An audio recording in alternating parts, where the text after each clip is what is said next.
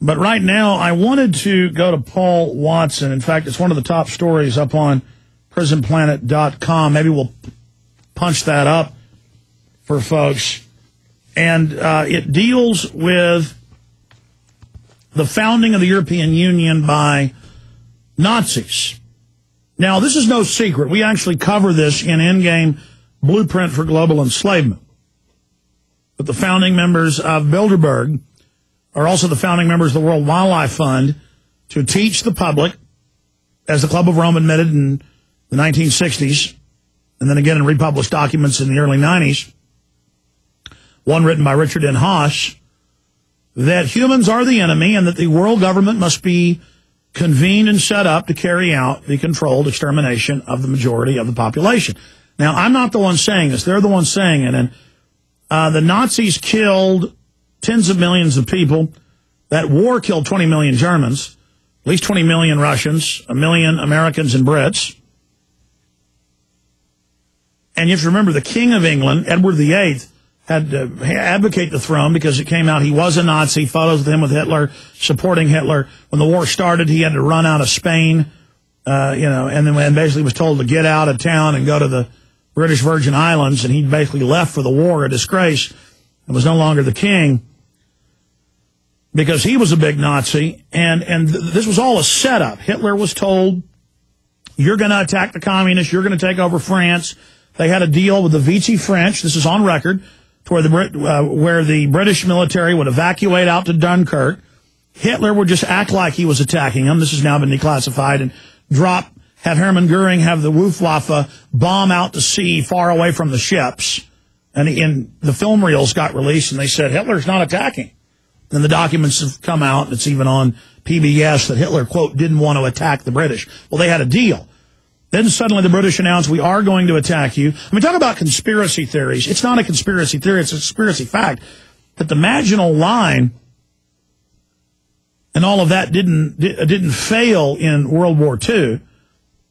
And Hitler's blitzkrieg, was not the great success. I mean, the Polish held out just defending one city for many days. And they had horse-drawn carriages and people fighting tanks with swords. The French had a modern military. The Vichy French dominated the entire military and most of the French government. And they wanted a coup of France. That's why Hitler took over in a week, came and did a tour of Paris, and then left. And then they moved the capital down to the city of Vichy, hence it gets the name, the Vichy French government. They were the collaborators. It was all staged. It was meant to be a European Union takeover by Hitler, and he would take over Europe, and then he would unify Europe as the new Germania to attack the Russians and the Bolsheviks and then exterminate most of them. They were going to do blood tests and other genotypes, and they had other quack systems of measuring the skull and nose and things of all the Slavs, and those that were Aryan enough would live, the rest would be killed. Hitler wouldn't bomb, once he got betrayed, quote, by the British, he wouldn't bomb London. And he gave speeches saying this is the most pure Aryans there are because they weren't overrun as much as Germany was, by the Mongols and some of those invasions that went on even into Western Europe. And so I don't want to bomb and kill any of our precious Aryans. And so England flew it right into Berlin and bombed it just to get Hitler to attack, and then he did. But the whole thing is it was a betrayal, in quotes. This is all on record in mainline history books. They just don't make a big deal out of it on TV, but you get a piece of it here, a piece of it there. And that's why the Deputy Fuhrer, Rudolf Hess, flew in. He'd been a World War I fighter race. He flew in his own plane, parachuted in with all these magical amulets saying, I have the peace treaty, I have the secret deal.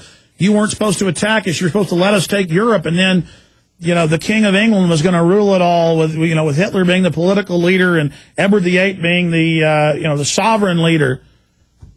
And they were going to have the Vatican as the new religious, center reborn. And that was what was in the documents. And we covered that to some extent in Endgame. And then Prince Bernhard of the Netherlands, a German prince, Saxe-Coburg-Gotha, related to the Queen and Edward VIII closely. He was a Nazi. So then when they decided to switch and have the House of Orange fight against the Nazis, they had him at a photo op with a machine gun shooting at Luftwaffe planes as they came in. He then ran across the channel, joined the RAF, was good buddies with Prince Philip, the eugenicist as well, who says, you know, blacks aren't humans and get rid of them. And then you have the eugenics set up in England and the United States that Hitler quotes in Mein Kampf and quotes in all these speeches and giving awards to Thomas Watson of IBM and Margaret Sanger and the Colgates and others, and them giving him awards, and, you know, different industrialists in the U.S. giving Hitler, you know, gifts of $2 million in gold bars, and just, oh, my, Hitler on the cover of Time magazine. In fact, pull up Hitler on the cover of Time, 1938. I think it's the year, oh, how great Hitler is and how wonderful he is. And, you know, at the Olympic Games before that, how he was the savior of the world and going to save the environment and a vegetarian and for the animals and biospheres and eugenics and the Kaiser Wilhelm Institute, fully funded by the Rockefeller Foundation. That's all mainline history. And let me tell you, folks, when I cover this is when I get the death threats and the calls, and they turn the Nazis loose on us, claiming we work for Israel and all this other bull. No, I come on air and admit Israel's part and parcel, funded by these people. Israel took billions of dollars to irradiate 110,000 Jewish children, most of them to death, the ringworm children, mainstream, you know, and at the top, it's the top Zionists took money from Jews trying to get out and did deals where Jews couldn't run to New York or London, where they had to go to Palestine and they had to pay the Zionist groups $1 million to get out of Germany. Show people Hitler right here. I'm telling you, at the top, it's all controlled by these people. There he is, Time magazine. Here, scroll down and read the caption. It says Hitler. I can't read that. I know you can pull up the actual article. In fact, just pull up. I mean, there's gardening magazines, Time Life, Time magazine. Oh, Hitler, he's so great. My grandfather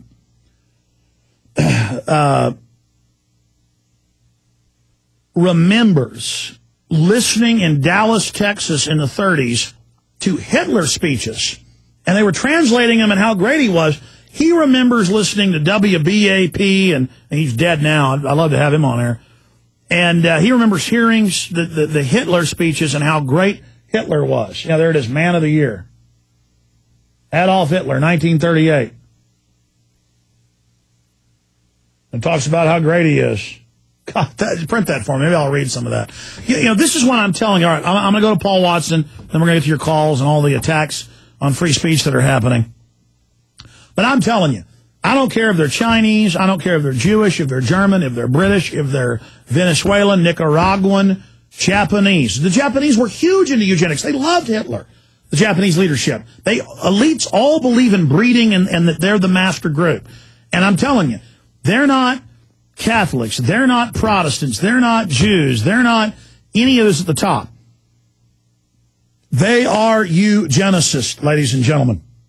My dad had a famous botanist who was a Jewish professor at UT, who was the head of the group when my dad was in high school, already at UT, and this advanced placement thing, who they then of the 125 smartest pulled aside 6, and it was Professor Speer running it, and he was Jewish, explaining to them about the master race and all of this, but that Hitler just went too far, and that they're really master strains in most groups, and that they've got to cull the people, basically.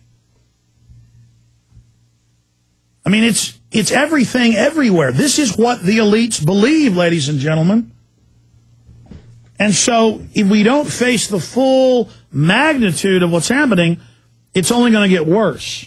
So I go to Paul Watson now with these big new developments that are up on prisonplanet.com. And last week he broke, when the news came out, which we already knew, but now it's mainstream news. People can't deny it, with more detail, how Bilderberg brags now in all these papers they secretly set up the EU, just like we sued and got their documents. They're running the North American Union. Paul Watson, big news.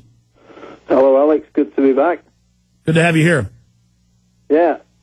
first of all, most of what you just talked about regarding the Second World War, Hitler and the Nazis, is all laid out in William Shirer's book, The Rise and Fall of the Third Reich, which was written in the early 60s, which is considered the seminal book on the Third Reich. And all of this stuff's in there, and yet people treat it with suspicion when we talk about it all these years later.